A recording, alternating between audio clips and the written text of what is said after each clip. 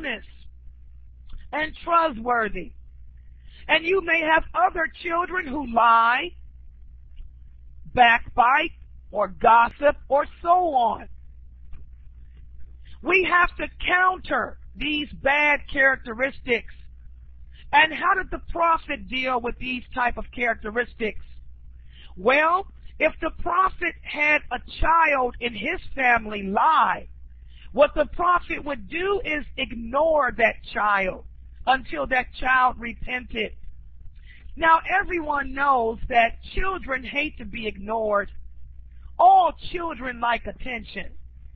So rather than hit your kid, if your child tells a lie, you just tell them, we're going to ignore you. We're all going to ignore you, Abdul, until you tell the truth. Or if you have a child that likes to gossip, you tell them, if you can't stop gossiping, we're just going to ignore you until you stop. Try this, guys. It really works because no child likes to be ignored. So that's one of the ways that you can deal with bad character from a child. Try ignoring that child. And if that child continues to persist in lying or backbiting or gossiping, then this is when you can hit the child. But first, try ignoring him. And also another good advice that our Prophet sallallahu alayhi wa sallam gives us is to hang a belt or a stick on the wall. By hanging up your belt or your stick, by putting it up on display, this serves as a reminder and a warning to the child. The Prophet sallallahu alayhi wa sallam said, hang up the stick where the members of the household can see it, because this is more effective in disciplining them. When that child tells a lie and he looks up at that stick hanging, it'll remind him of what could come. So it may make him then tell the truth. So try that too. Try hanging up a stick or a belt, putting it up on display in the house so the children can see it. We need to understand that hitting the child, this is the last resort. You only hit when everything else has failed. Try ignoring. Try reminding. And only then, if all that fails, do you hit.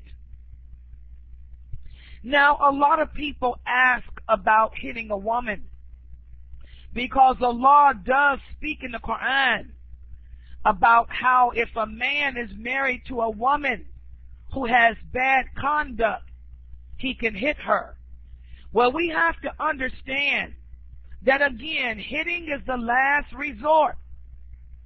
Allah tells us if you have a wife who has bad conduct, you should first admonish her verbally. For example, and when we talk about bad conduct, this does not mean your wife won't cook dinner.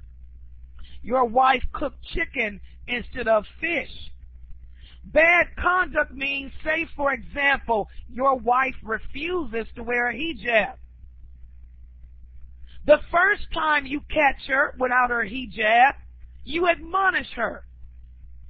The second time you catch her without the hijab, you refuse to sleep with her. And then the third time, this is when you can hit her, but you hit her lightly so as not to cause harm to her. But again, guys, this is only in regards to a woman with bad conduct.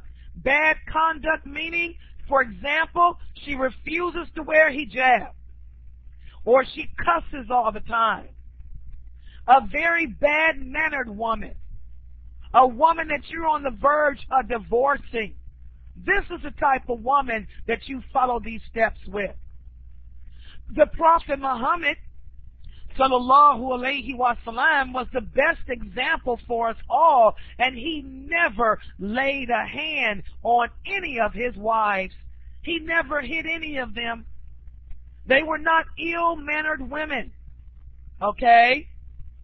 So again, hitting or beating up on your wives is forbidden in Islam, and you should only hit them if they are women that fall in that bad conduct category. And hitting is the last resort. Okay? Also, when we talk about establishing the good Muslim home, we need to understand that there are certain evils in the home that we should be aware of and do away with. Number one, beware of non-mahram men. What's a non-mahram man? This is a man who is not closely related to your wife. This is a man who is not her father, who is not her brother. He is not her nephew. He is not her uncle. He is not her stepfather. He is not her father-in-law, and he is not her grandfather. Unless a man falls in those categories, he is not a mahram to her, and he cannot be alone with her at all. And this is something that a lot of Muslim women don't understand. You cannot be alone with a man who is not a mahram to you for no reason, not even to teach you Islam. So what about those women who work? What about for those of us who have to work and deal with men? There's nothing wrong with this, as long as you are not alone with a man. So even at your job, you should never go into an office and close the door and be alone with one man. There should always be a third party present, or leave the door open to keep away any shaitanic suggestions.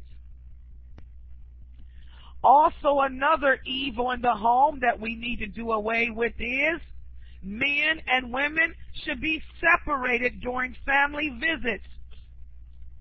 We had a sister yesterday ask me about serving a man. And remember, I told her that we do not go around serving men who are not mahrams. So if you have male guests that come to visit, the women and men should sit separately. The men should serve themselves, and the women should serve themselves. You don't want to have this intermingling going on, because again, this opens the door to Shaitan and his suggestions.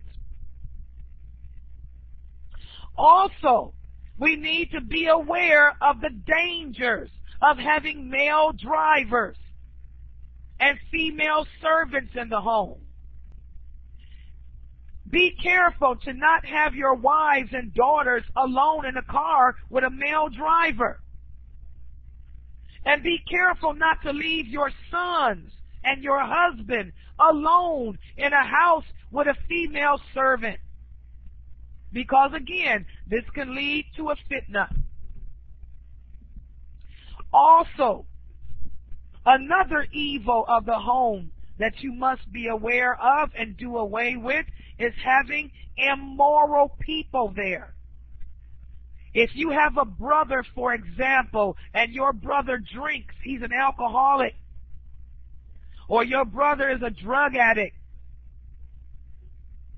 or your brother, is gay, for example, these people should not be living in your house because they set a bad example for your children. Also, we have to beware of the dangers of television and the internet. Especially the internet. The internet has become much more dangerous than television. You want to make sure you monitor your children when they're on the net. Just because they're in a so-called Islamic website does not make what they're doing Islamic. You guys know that from MySpace. We got all these Muslim women, but their behavior is not like a Muslim. Okay? So beware of the dangers of television, the dangers of the telephone, and dangers of the internet. Also, another means